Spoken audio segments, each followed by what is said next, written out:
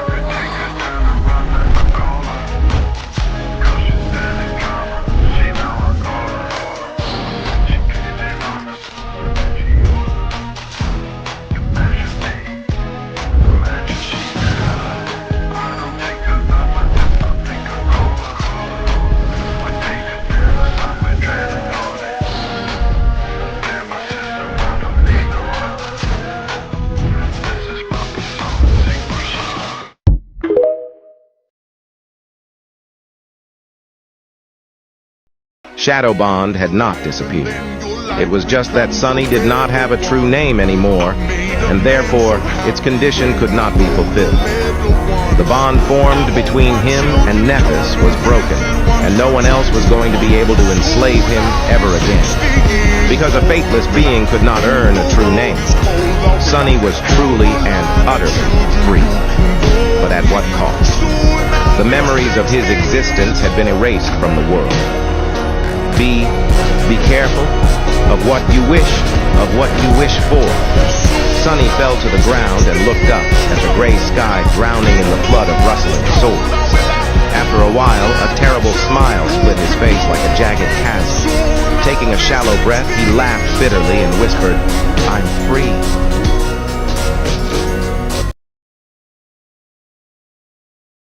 Sunny had never existed and would never exist.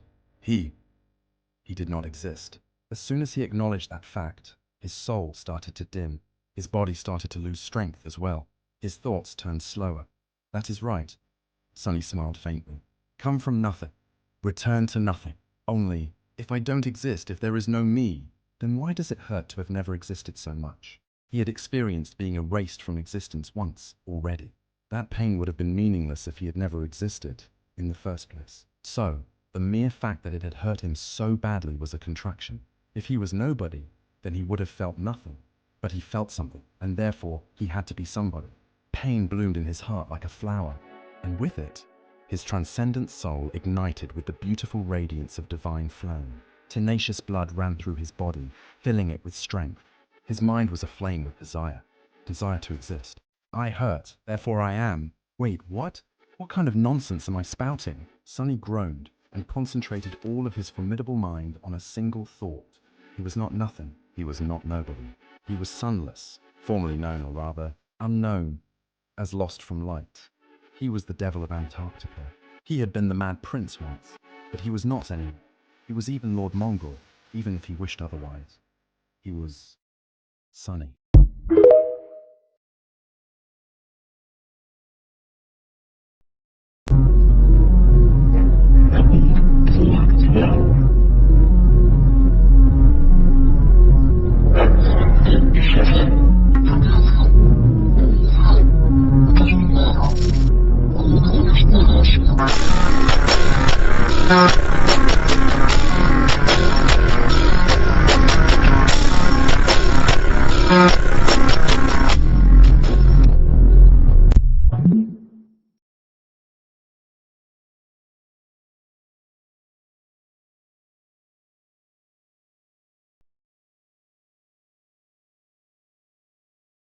They were waiting for the war horns to sing, for the battle to start, and for the war to end.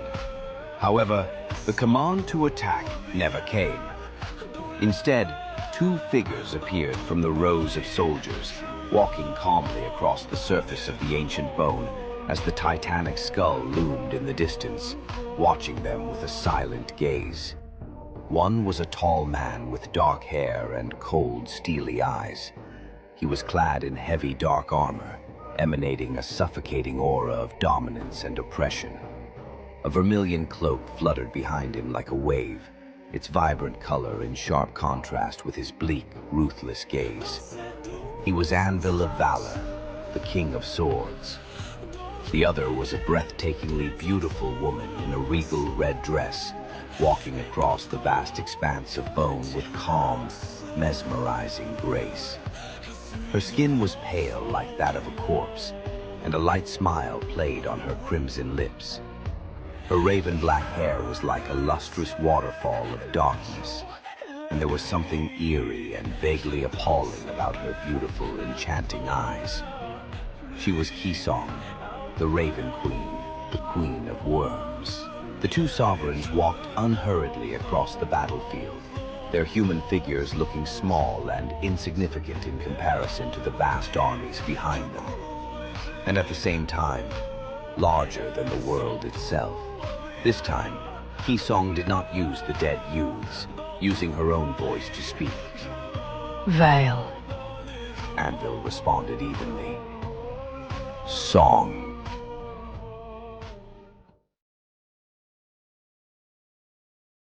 Sunny had known that Oro of the Nine was not a simple person all along, not because of his skill and talent, but simply because of all the people in the nightmare. He was the only one whose name the spell remembered. That alone told Sunny that Oro was special.